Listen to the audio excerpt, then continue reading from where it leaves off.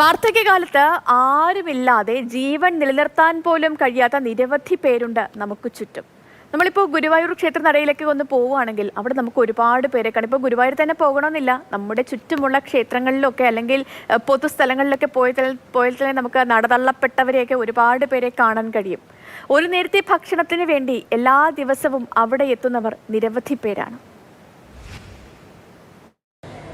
ഒരു കാലത്ത് ഗുരുവായൂർ ക്ഷേത്ര നടയിൽ പ്രായമായവരെയും അസുഖം ബാധിച്ചവരെയും ഉൾപ്പെടെ നിരവധി പേര് നടതള്ളുന്ന ഒരു പതിവുണ്ടായിരുന്നു. അതെല്ലാം ഏറെ വിവാദങ്ങൾക്കും വഴിവെച്ചിരുന്നു.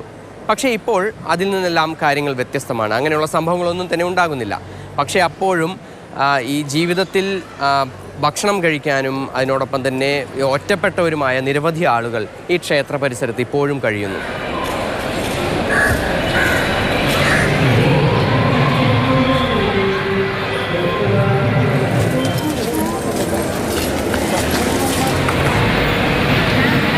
ജീവിതം പാതിയിലധികം പിന്നിട്ടപ്പോൾ തളർന്നുപോയ ഒരുപാട് പേരുണ്ട്.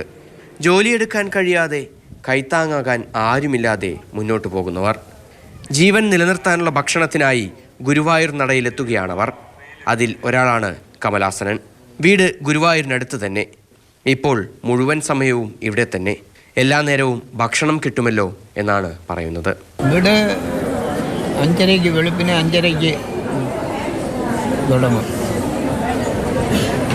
5:30 തുടങ്ങി പിന്നെ 10 മണിക്ക് ചോറ്. അത് കഴിഞ്ഞാൽ 4 മണിയാകുമ്പം ഉപ്പുമാവും വേണ്ടുന്ന സംവിധാനങ്ങൾ. പിന്നെ വൈകിട്ട് ചോറ്. ഇവിടെ നിന്ന് രാത്രിയാകുമ്പോൾ പുറത്തേക്ക് പോകില്ലേ? അപ്പോൾ എന്നിട്ട് അപ്പോൾ എവിടെ എടുക്കുക? കടകളുടെ അവിടെയാണ്. കടയുടെ ഉണ്ടെങ്കിയോ. ക്ഷേത്ര പരിസരത്ത് കിടന്നുറങ്ങാൻ അനുവദിക്കില്ല. പുറത്ത് കടത്തിണ്ണയിൽ ഉറങ്ങും.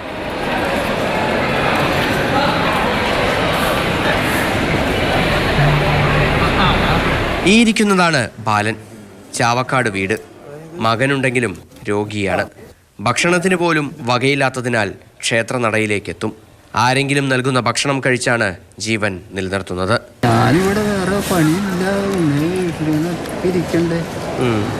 ഇടയ്ക്ക് ഇവിടെ വന്നാൽ കുറച്ച് ആൾക്കാരെയും കാണുന്നുണ്ട്.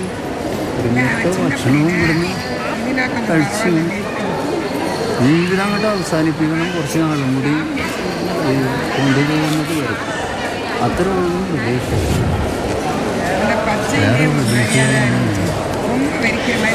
നമ്മളാരെ ഒരു സഹായത്തിനായിട്ട് നമുക്ക് ഊണമില്ല.